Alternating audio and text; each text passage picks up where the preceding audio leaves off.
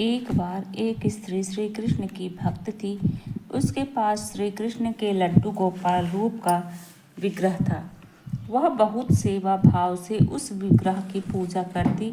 उसके बेटे की शादी होने के पश्चात उसे 1 माह के लिए तीर्थ यात्रा पर जाना था।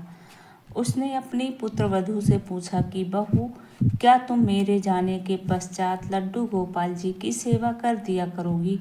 बहू बोली, माँ जी, आप विधि बता दें, मैं वैसे ही सेवा कर दूंगी। सासू माँ ने बताया कि सबसे पहले सुबह उठकर ठाकुर जी को उठाना, उसके पश्चात उनको स्नान करवाना, सुंदर वस्त्र आभूषण बांसुरी मुकुट पहनाना, तिलक इत्र लगाकर ठाकुर जी को दर्पण दिखाना। जब ठाकुर जी मुस्कुराएं और लगे वह श्रृंगार से प्रसन्न हैं तो उनको भोग लगा देना। बहू कहने लगी कि माँ जी, मैं सारी विधि समझ गई, अब आप बेफिक्र होकर तीर्थ यात्रा पर जाएं।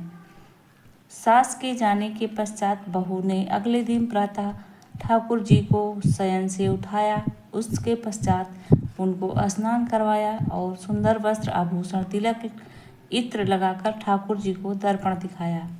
तो उसमें उसे लगा कि ठाकुर जी तो मुस्कुराए ही नहीं। उसने फिर से सारा श्रृंगार उतारा, उनको स्नान कराया, वस्त्र आभूषण तिलक इत्र लगाकर ठाकुर जी को पुनः दर्पण दिखाया। इस बार भी उसे लगा कि लड्डू गोपाल तो मुस्कुरा ही नहीं रहे हैं। इस प्रक्रिया को उसने कई बार दोहराया। सर्दी के दिन थे, अब तो मानो ठाकुर जी भी सोच रहे थे, इतनी ठंड में अब कितनी बार स्नान करना पड़ेगा। अब की बार उसने ठाकुर जी को स्नान करवाकर वस्त्र आभूषण बांसुरी तिलक और इत्र लगाकर ठाकुर जी को दर्पण दिखाया तो उसे लगा कि ठाकुर जी मुस्कुरा रहे हैं। अब वह संतुष्ट हो गई कि लड्डू गोपाल जी को मेरा किया श्रृंगार पसंद आ गया है। उसके पश्चात उसने भोग लगा दिया। इसी तरह 1 पूरा महीना वह उनके श्री विग्रह की पूजा करती रही। 1 माह के पश्चात सास तीर्थ यात्रा से वापस आ गई। उसने कहा कि वधू, कल से ठाकुर जी की सेवा में कर दिया करूँगी। बहू ने भी हाँ में हामी भर दी। अगले दिन सास ने उठकर ठाकुर जी को स्नान कराया, वही प्रक्रिया दोहराई और भोग लगा दिया। लेकिन रात को ठाकुर जी उसके स्वप्न में आकर बोले कि तू मेरी सेवा की जिम्मेदारी अपनी बहू को दे दे, मुझे उससे सेवा करवाने में ज़्यादा आनंद आता है। सास बोली, प्रभु, का मुझसे कोई त्रुटि हो गई है? ठाकुर जी बोले कि नहीं, ऐसी कोई बात नहीं है। फिर ठाकुर जी ने सास को पूरी बात बताई कि पहले दिन तो उसने मुझे कितनी बार श्रृंगार करवा कर श्रृंगार बदला कि आखिर मुझे सच में ही मुस्कुराना पड़ा। उसके पश्चात भी जब तक उसे नहीं लगता कि मैं मुस्कुरा नहीं रहा हूँ, वह मेरा श्रृंगार बदलती रहती है और मुझे मुस्कुराना पड़ता है। जो भाव उसकी सेवा में ही उसका मुझे अलग ही आनंद आता है। इसलिए मैं चाहता हूँ कि तू मेरे स्नान और श्रृंगार की सेवा अपनी बहू को सौंप दे। सास ने अगले ही दिन अपनी बहू से पूछा कि बहू, तुमने ठाकुर जी की सेवा कैसे की थी, मुझे बताओ तो सही। बहू ने सारी बात अपनी सास को बता दी। बहू की बातें सुनते सुनते सास के नेत्रों से आंसू की धारा बह रही थी, क्योंकि जैसा ठाकुर जी ने सपने में बताया था वैसा ही बहू बता रही थी। सास ने कहा कि बहू, तुम धन्य हो। मुझे इतने साल हो गए ठाकुर जी की सेवा करते हुए, लेकिन उन्होंने मुझे कभी दर्शन नहीं दिए थे। तुम्हारी भाव से रीझ कर रात को वह मेरे सपने में आए और बोले कि मेरी सेवा अपनी बहू को सौंप दे। सास ने अपना सपना बहू को सुनाते हुए लड्डू गोपाल की सेवा का काम अपनी बहू को सौंप दिया। सच में कहते हैं कि भगवान तो भाव के भूखे हैं। एक बार एक चोर चोरी करने के लिए निकला तो मार्ग में एक पंडाल में एक संत भागवत कथा कर रहे थे। जब चोर पंडाल के समीप से गुजर रहा था तब संत जी कथा सुना रहे थे कि कैसे माँ यशोदा श्री कृष्ण और बलराम को प्रतिदिन श्रृंगार कर गहने पहनाती और दोनों भाई वृंदावन के वन में गाय चराने जाते। संत जी भाव विभोर होकर श्री कृष्ण की भक्ति मणि और गहनों का वर्णन कर रहे थे। जब यह कथा प्रसंग चोर ने सुना तो वह विचार करने लगा कि मैं किसी तरह इन दोनों भाइयों का पता लगा लेता हूँ। उसके पश्चात उन दोनों से उनके गहने छीन लूँगा और उनको बेचकर अमीर बन जाऊँगा। चोर की संगति ऐसी थी कि उसने जीवन में उसे पहले कभी भी सत्संग नहीं सुना। उसकी तो संगति ही चोरों की थी।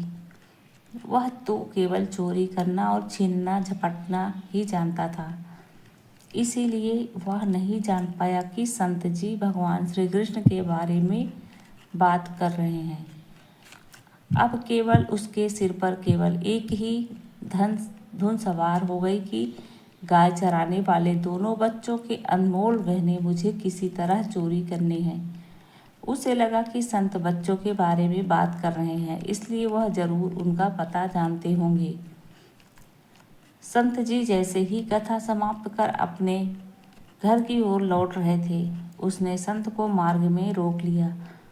उनको चाकू दिखाकर बोला, जल्दी से मुझे कृष्ण और बलराम का पता बताओ, मुझे उनके कीमती आभूषण चोरी करने हैं। संत जी उसको समझाना चाहते थे कि भाई, मैं तो केवल कृष्ण कथा का एक प्रसंग सुना रहा था, लेकिन चाकू देखकर संत जी बहुत भयभीत थे। वह सोचने लगे कि लगता है कि इसने कभी सत्संग नहीं सुना, इसलिए मेरी ज्ञान की बातें इसको समझ नहीं आएगी। संत जी बोले कि तुम वृंदावन चले जाओ, वहाँ किसी से भी पूछ लेना कि कृष्ण बलराम गाय कहाँ चराने जाते हैं। चोर प्रसन्न था कि संत ने दोनों बच्चों का पता उसे बता दिया। वह जाते समय संत जी से कहा गया था कि मैं चोरी में से आपका हिस्सा आपको जरूर देने आऊँगा। चोर ने वृंदावन पहुंचकर वहां के लोगों से पूछा, कृष्ण बलराम गाय कहाँ चराने जाते हैं। लोगों ने भी सहज भाव से वहां के वन का पता बता दिया। चोर जब वृंदावन पहुंचा तो रात्रि होने वाली थी, इसलिए वह बेसब्री से सुबह होने का इंतजार करने लगा कि जब वह दोनों भाई गाय चराने आएंगे और मैं उनके गहने चुराऊंगा। पूरी रात वह अनजाने में श्री कृष्ण के नाम का ही जप करता रहा। दोनों भाइयों को मिलने की उत्सुकता में उसे पूरी रात नींद नहीं आई। कभी वह पेड़ पर चढ़ता, कभी उतरता कि कब कृष्ण आएगा, कभी मार्ग निहारता कि वह कृष्ण कब गाय चराने आएगा। उसकी भूख प्यास की भी कोई सुध नहीं थी। उसके दिल दिमाग में केवल कृष्ण कृष्ण नाम की धुन चल रही थी। सूर्य की पहली किरण के साथ उसे एक अलौकिक प्रकाश दिखाई दिया। उस प्रकाश में उसे सुंदर बहुमूल्य गहनों से सुसज्जित दो बालक दिखाई दिए। इतने सुंदर बालक उसने आज तक नहीं देखे थे। उनका रूप देखकर वह मंत्रमुग्ध हो गया था।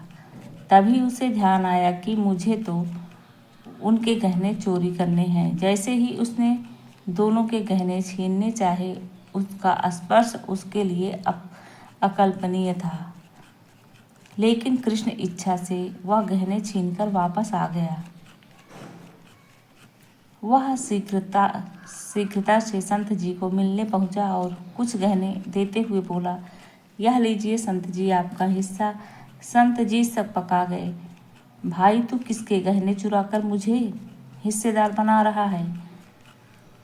चोर बोला, आपने ही तो कृष्ण बलराम का पता बताया था। मैंने गहने छीनने से पहले उनके नाम पूछे तो उन्होंने अपना नाम कृष्ण बलराम ही बताया था।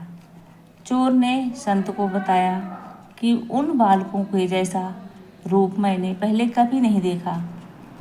संत बोले कि मुझे भी उन दोनों बालकों से मिलना है।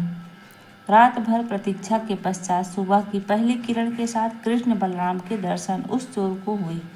लेकिन संत जी को वह दिखाई नहीं दे रहे थे।